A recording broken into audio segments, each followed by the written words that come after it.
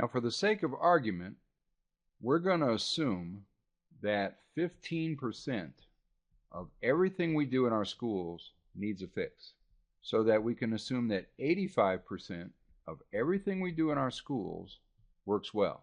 Now, this is an assumption, so we're going to start with a guess. If you're familiar with this term, that means guess. So this is for education quality. Now, let's also assume that it works for teacher quality. I know that there are a lot of people who will disagree with this, but we're going to say that teacher quality is the same way. Teacher quality, 85% work well. Good teachers. Now, that's just for the sake of argument. You're going to get blowback from unions and various folks about whether or not that's a good number. But we're going to go with that to explain why teacher quality is what it is. So we have this 85% line. 85% of our teachers are good, which means if all of our districts were the same, if our excellent schools and our mid-range schools and our hardscrabble schools were all the same, we'd say 85% of our teachers are good, and 15% maybe not so good. But of course, it's not uniform across the system. In excellent schools, the percentage goes up, say, to 95%. And if we hold these to 1/3 of the country or 1/3 of a state, whatever we're talking about, if these are all 1/3s, then we can average averages, which is not a really smart thing to do, but you can. But the only way that this holds, if 85% is the actual number, and we raise it 10 points here, and these are all even thirds, then we can drop this down 10 points here. So a child living in a particular district will have 60 teachers in K through 12. I'm just going with 60 because it's a nice number. 57 out of 60 is the same ratio as 19 out of 20, or 95%. Here we would have 51 teachers who are terrific and 9 who are not so good. That's 85% good, 15% not so good. And then in a hardscrabble school, we would have 45 teachers who are terrific and 15 not so good. So we're going to build a slider for this in CDF. What we're looking for is a computable document, a computable document file. Now, as we continue on our journey, I decided to put the lemons at the bottom. We still have our excellent schools, our mid-range schools, and our hardscrabble schools. And we're going to assume that each one of these represents 1/3 of our population. We're going to assume that excellent schools are 1/3 of the population.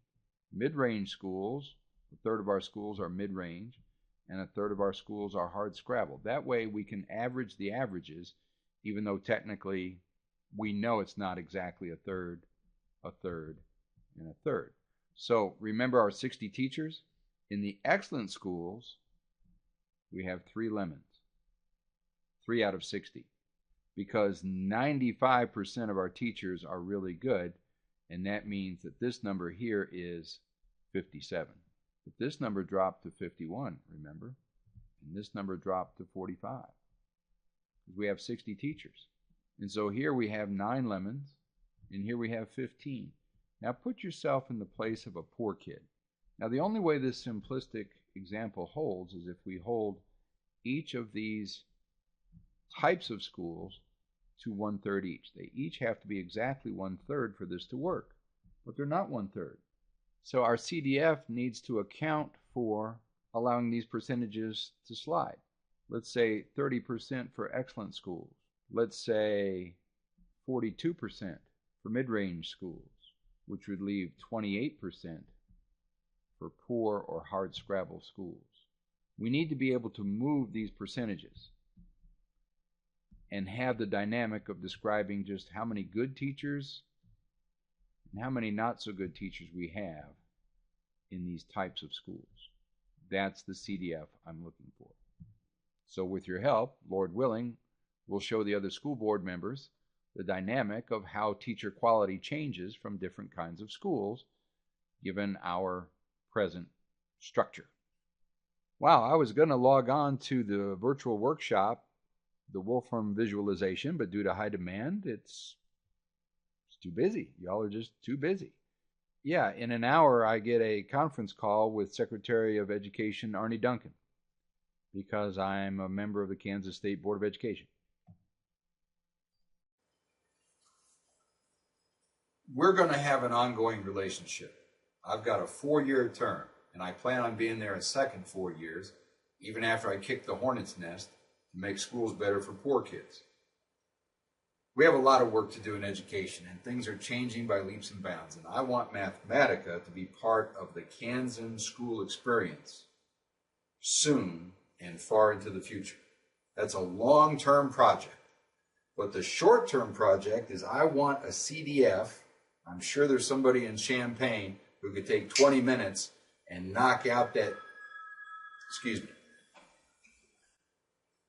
So I'm as busy as I want to be now. That was a phone call I just took from one of my clients. I had to move him down a week. I'm as busy as I want to be.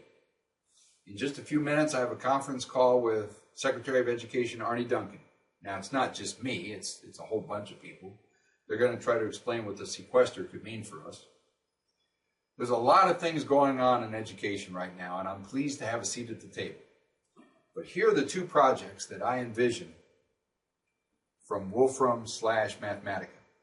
If somebody in Champaign or anywhere else can design this CDF that I could share with my fellow board members, that would be awesome. The way I envision it is you would set a percentage of effective teachers. We're going to have two categories, effective and not effective. And once we set that, we can change the percentages in our different thirds, excellent schools, mid-range, and hardscrabble, as well as change the percentages of those thirds, because we know we can't average averages, and we know they're not exactly thirds. So that's the short-term project, and I would love to have this by Friday, March 8th. That would be awesome. If I could have this CDF by Friday, March 8th, I'd fiddle at your wedding. I would do whatever. You'd have a lifelong friend here in Kansas. I live in Overland Park, and my work is in Topeka. So that's me. Great picture, don't you think? So let's go ahead and have a relationship. Let's get Mathematica into Kansas.